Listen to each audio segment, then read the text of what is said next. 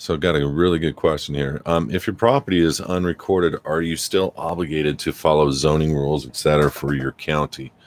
Okay, so there's a whole lot of questions within that. What county? Like here we have Orange County and we have the County of Orange. We have one that's representing the de jure and one that's representing the de facto. That's in all 50 states. Every county there's a de jure and there's a de facto. Nobody remembers the de jure, but the law still exists.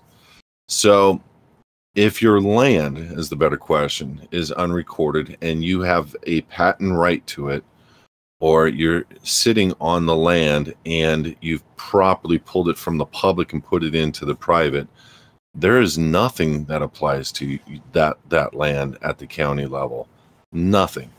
And the only reason why I know that is because I've seen it in effect work, where code enforcement and different elements will try to impose certain restrictions or guidelines onto land that's been brought forward from a patent standpoint, whether it's true or not, and where the county board of officials were noticed of this fact, and where the code enforcement and police were noticed, and they can't go on that property, and they've been told to never go on that property again. And so much so that the county sued the guy, and the guy counter responded, won the case. And now the county literally wrote in their stuff that is not in their jurisdiction. Literally, when a kid went and complained because he was thrown off the property because he was treating his mother bad, he was not given, any notice, anything, no residency requirements for 30-day notice, nothing. Just took his stuff and threw him off the land. He went to the sheriff's.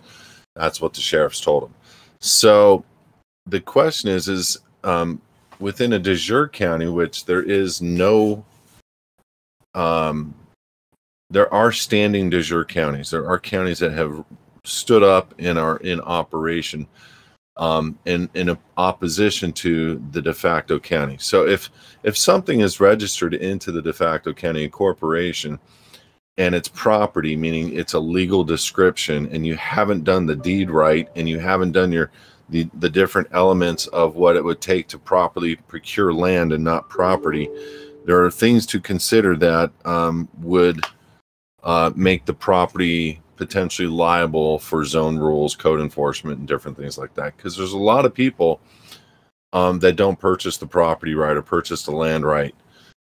Meets and bounds, for valuable consideration, buy gold, buy hand. That's how all the old deeds are worded.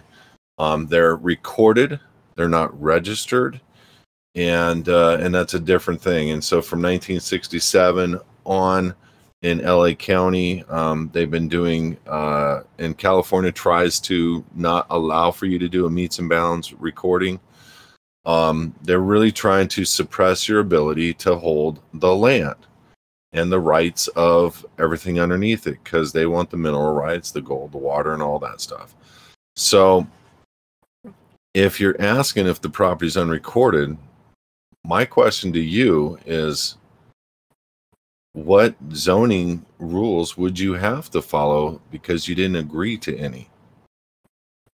What code enforcement rules would you have to follow? So if it's unrecorded, that means you're not getting a tax bill. You literally will disappear off the county APN search, and they have no jurisdiction. Water, fire, and trash would cease. Potentially, you might have to contract with the water company directly. You might have to contract with the private trash company.